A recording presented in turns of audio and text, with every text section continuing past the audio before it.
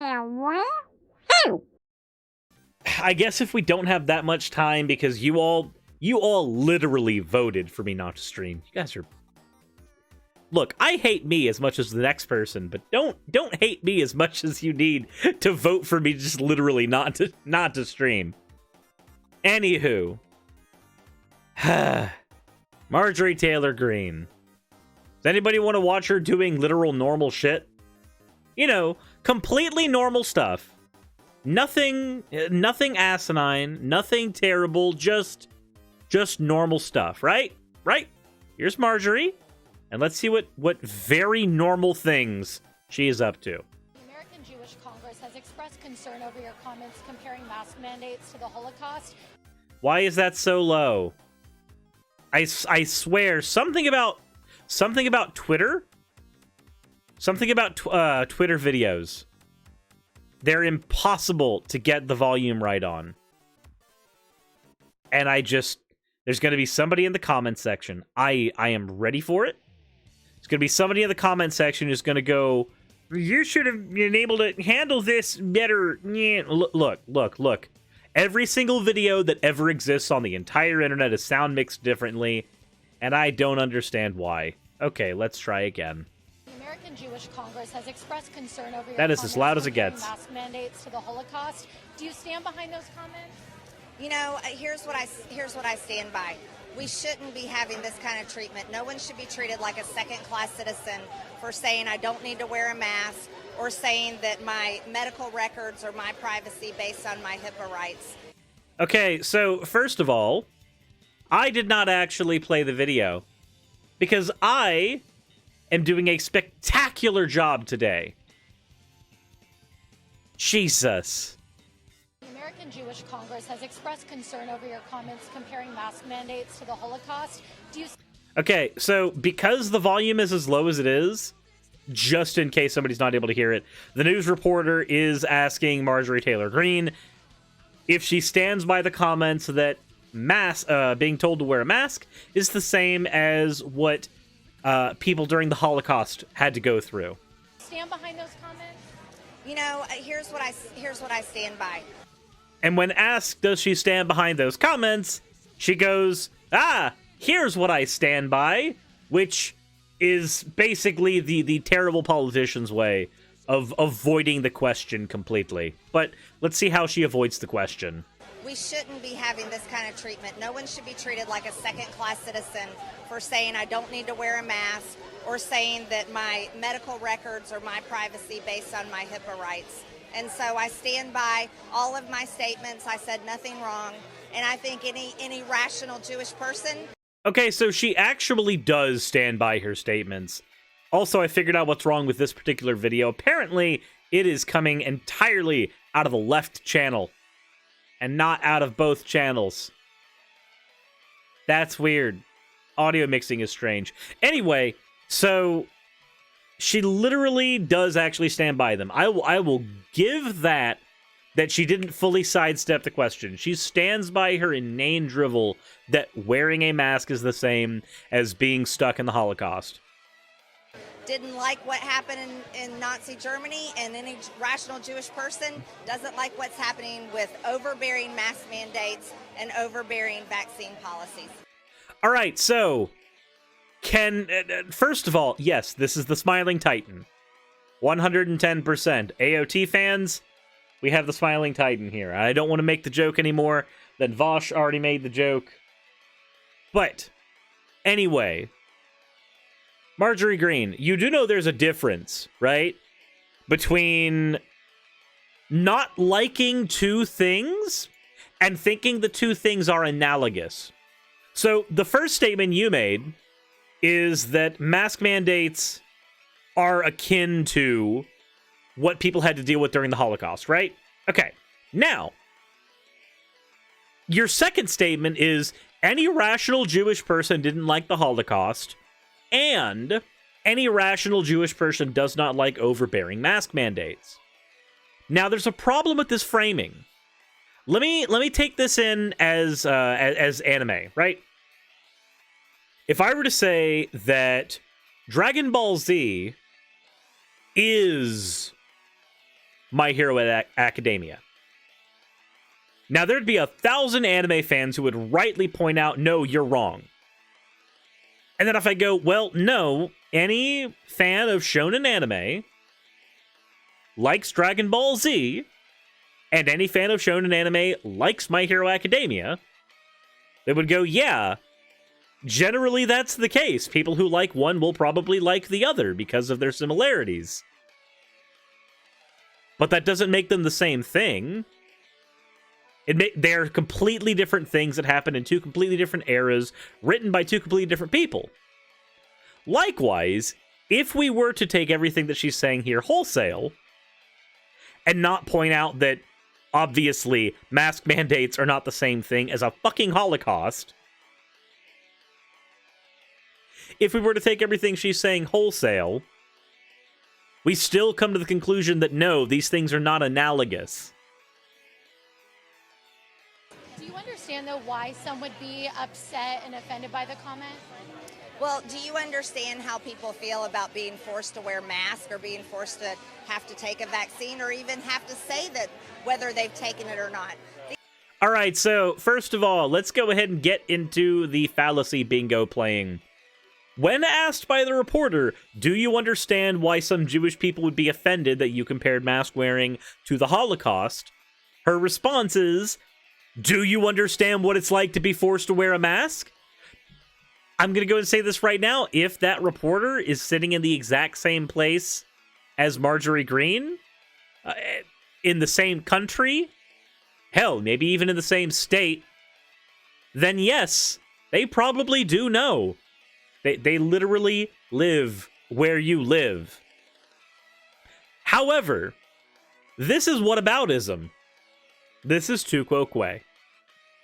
To, instead of respond to a very simple question and own up to your shit, you just go, well, what about you? We're not talking about you right now. We're talking about you. Different yous here. These are just things that shouldn't be happening in America. This is a free country, and it's just ridiculous to have these kind of conversations. All right, so I hate the "this is a free country" response. I do. From the bottom of my heart, I cannot stand that this is a free country response. Because what does that actually mean? I can go and do any amount of stupid shit and then use the defense, this is a free country, and pretend that it's valid. Well, I was just driving without my license, but, I mean, this is a free country, right? I shot the guy in the face, but I mean, this is a free country, right? That's not a fucking argument. There's an index of how free countries actually are. And mind you, when we are talking about a mask mandate, you're being asked to do something no different than wearing a standard article of clothes. And I am so happy that I am spared from the brain hemorrhage that would be having to see Marjorie Taylor Greene go outside without some kind of clothes on because, well, it's a free country. Also, you guys are crazy. Apparently, in the Cuddle Raz vote, because you guys suggested a poll that had two exactly same answers, of 110 viewers, we had almost 1,000 total votes on this poll.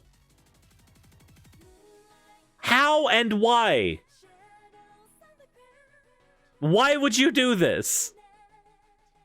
Y'all need help. Y'all need help.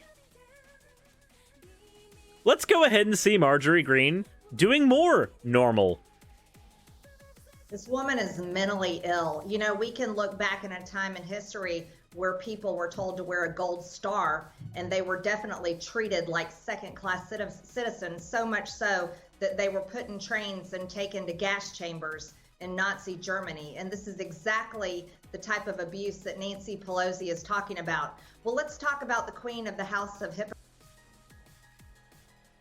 So, just in case anybody was thinking that the reporter was misframing the things that Marjorie Taylor Greene was talking about, just in case that person is typing away in the comment section.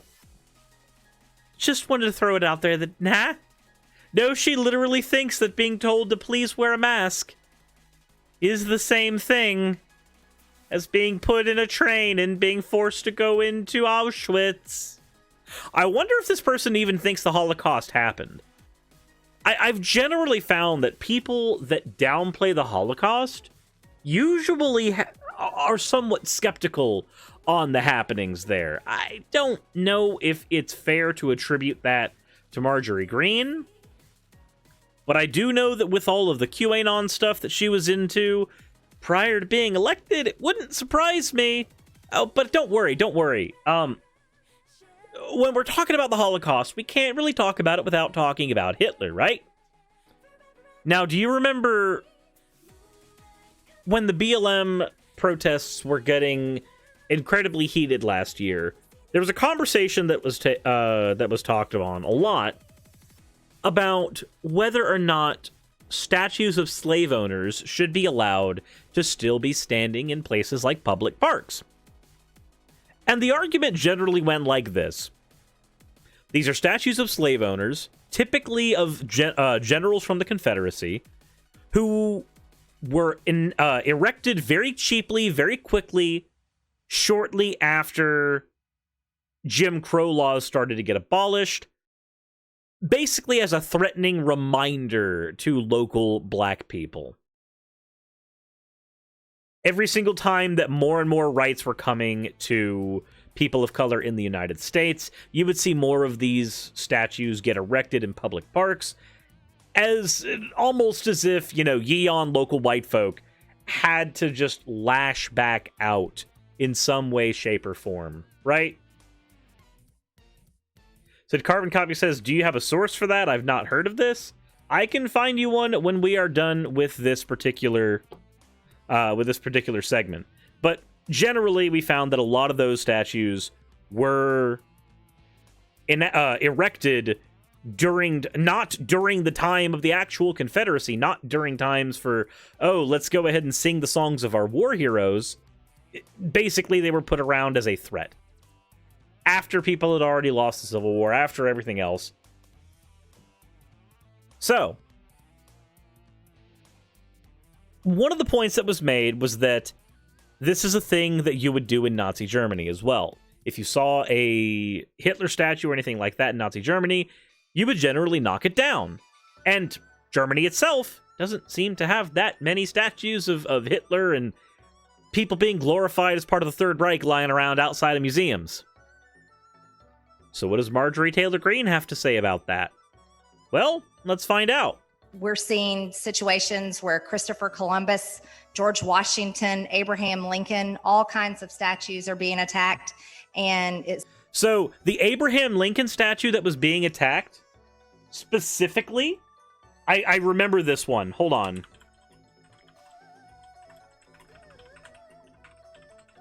Let me look it up real quick, because I know this one. I know this one from the back of my hand. So, the Abraham Lincoln statue that they're talking about, this one right here. Now, I have no idea why local people of color might potentially hold issue with a statue of the benevolent white man and the slave leaning very subserviently under him at crotch level. I have no idea what potential problems there could have been socially with a statue like this. None whatsoever. The sarcasm that you're hearing is certainly not real in my voice. Anyway. Yeah, no. Problematic fucking statue. Really, really awkward fucking messaging. And granted, it's a messaging that was informed by the time that this was made, I assume. But largely, as a society, I think we've probably gotten to the point where we've realized that, oh, wait, hold on. White people are not the benevolent benefactors of the people of color in the United States. We were very much the oppressors back then. And in some cases, still today. Also, carbon copy, yes, I should have sources to confirm things when I say them, but I'm not going... So I don't generally have a giant sources document for everything I've ever pointed out, but there are other videos on my channel where I've gotten into the statue things that are from my edited content from last year, where I do actually have sources for those claims. So I do have that stuff. Just somewhere. But that's the type of Abraham Lincoln statue we're talking about here. It seems to be just an effort to take down history. And whether I see a statue that may be something that I would fully disagree with, like Adolf Hitler, maybe a statue of Satan himself, I would not want to say take it down. But again, it's so that I could tell my children and teach others about who these people are, what they did, and what they may be about. We're seeing... So I'm going to go and say this right now. If you are the type of person that cannot teach your children about historical characters without having a conversation piece in a random-ass public park, then maybe you need to reevaluate your methods of education. Just throwing that out there. People can be educated on historical figures all day long without needing their statues to be in public spaces. At the end of the day, a statue, and this point was made a lot last year, I'll make it again here. At the end of the day, a statue is put up as veneration. It is put up as a celebration. You don't put up a statue of Satan so you can... Let's say you're a Christian. You don't put up a statue of Satan in the middle of a public square, looking all dignified and, not getting reamed in by a 16-abed god. So people can look at that statue of Satan and go, ah, yes, now I have an opportunity to teach my children who the devil is. Generally speaking, no. That generally does not happen, especially not nowadays. Nowadays, usually when you put up a statue, it is in veneration. And the question that was posed a lot last year is, why are we venerating slave owners? Especially in the American South, where we already have a shit ton of veneration of our heritage as slave owners, kind of just woven into the fabric of society. I mean, just think of the amount of people who hate participation trophies, who unironically fly Confederate flags.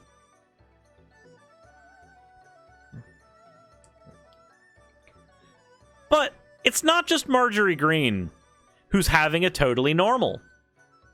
There is another person I want to talk about in this particular video who's having a very normal day as well.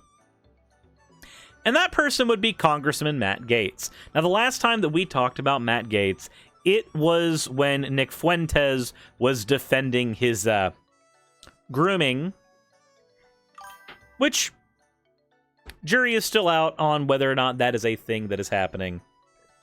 I say in and for legal reasons. So let's go ahead and see what other normal stuff Matt Gaetz is getting into right now. This is from the America First rally that was held 3 days ago. The internet's hall monitors out in Silicon Valley, they think they can suppress us, discourage us. Maybe if you're just a little less patriotic, maybe if you just conform to their way of thinking a little more, that you'll be allowed to participate in the digital world. Well, you know what? Okay, so this is a typical... It's not exactly a dog whistle, but it kind of is. It's where you have this idea of, like, jingoistic ultra-nationalism, but it's framed as just patriotism. So let me go ahead and throw it out real quick. Matt Gaetz here is not talking about being an American patriot. He's not talking about merely loving your country. Matt Gaetz is not that kind of person. Matt Gaetz is closer to a nationalist. He's closer to the toxic manifestation of pride in one's country. Mere patriotism, just being proud of your country, being proud of America, that doesn't get you kicked off social media. If I put a picture of an American flag up on Facebook, I'm not going to get knocked off of Facebook. But if I put up a post saying that we need to isolate ourselves from the rest of the world, pull all of our armies out of everywhere, period, even places that potentially would have a power vacuum with terrorists taking over if we did that.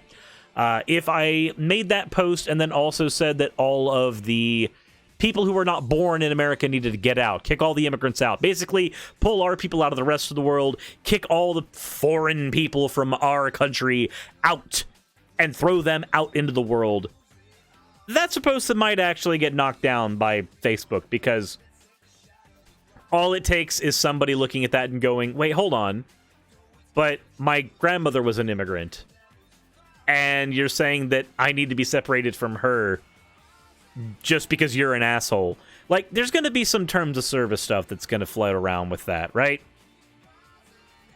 And when you have that kind of mindset, the likelihood that you're going to post more stuff that potentially violates the terms of service is very, very high. Matt Gaetz is not talking about putting up American flags and just being a patriot. What he's talking about is ultranationalism. Potentially, palingenetic ultranationalism. We're going to go ahead and have to see what he says about MAGA more often, figure that one out. But we have a little bit more to go. Silicon Valley can't cancel this movement, or this rally, or this congressman. All right, so this one is a wave at cancel culture, which we can all agree, at least on some level, is an issue. Because usually when you have a set of mob mentality, it is very easy for somebody to get thrown under the bus and just collapse under the waves of that kind of cancel culture or call-out culture before they can actually, like, properly defend themselves. And even by the time they defend themselves, that defense generally doesn't get seen as much as the toxic waves were in the first place. However, Gaetz is using that because his entire political base very particularly hates cancel culture as almost an axiom, because they view cancel culture as almost an affront to free speech. And if I'm wrong about that, let me know in the comment section below. But if I am reading into all the conservative spaces that I dip into accurately, the issue with cancel culture largely comes down to it violates someone's free speech.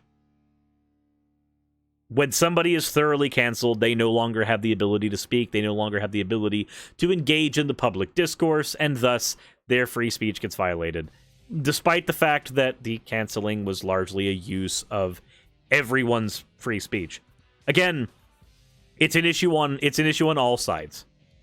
That one is a particular issue on all sides. But his base is very particularly interested in this one.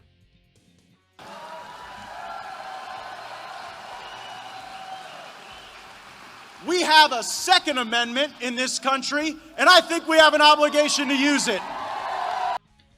So, maybe I'm wrong.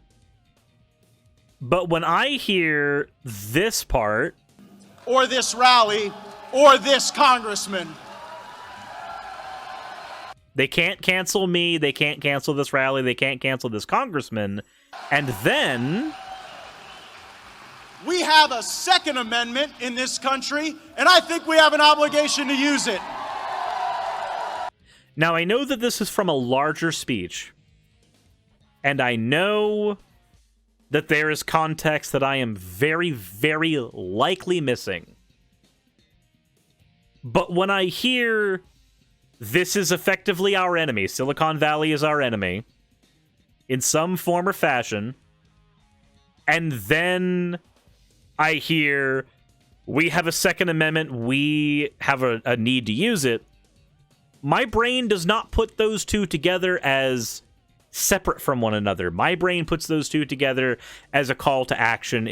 The second part is a call to action informed by the first. The Second Amendment is supposed to be for private militias, stuff like that, as a means of protection, both from domestic and foreign affairs. This seems more like a call to build up enough people to go do something to Silicon Valley. I don't know what. It's very, very vague. And if he's been a politician as long as he has, then there's a reason it's vague. So the context is the line before it. This has all the context. Okay. I just know that the speech itself is about 15 minutes long. So I didn't know if there was something that, like, makes this sound not as bad as it is. But from this clip alone, it is that bad. Seems a little bit like a call for an uprising. Yeah, the thing, not the person, basically. So that's Matt Gaetz doing a normal. We have Marjorie Greene in Georgia effectively saying that being told to wear a mask is the same as being thrown on a train in the Holocaust. Saying that she would not take down a statue of Hitler.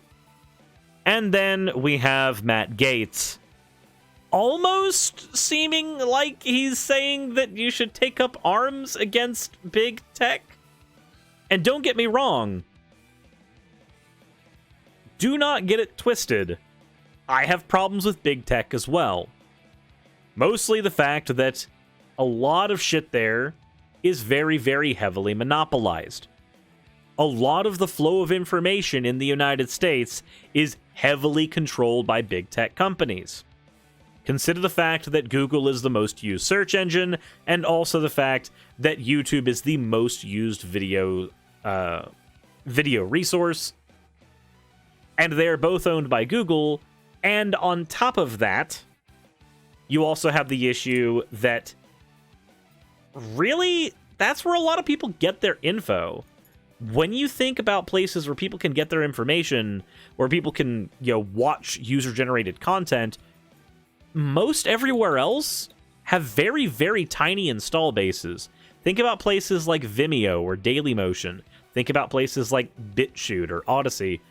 These places have either very small install bases or have audiences that swing very, very violently in one of two political directions. Generally speaking, almost everybody's gonna end up using YouTube. Matt Gaetz is here essentially saying that, yeah, that's a problem. That part I agree with. And then concluding that, oh, so we should take up arms against them. Apparently. Based on what I'm seeing here. So, this doesn't look good at all. But what do you guys think? Let me know in the comment section below. Let me know what you think when you see this over on YouTube, and let me know what you think if you are watching over on Twitch at the moment. With all that said, thank you all for watching. Support the channel if you would like to by checking the description below. And as always, everyone, insert end of video tagline here.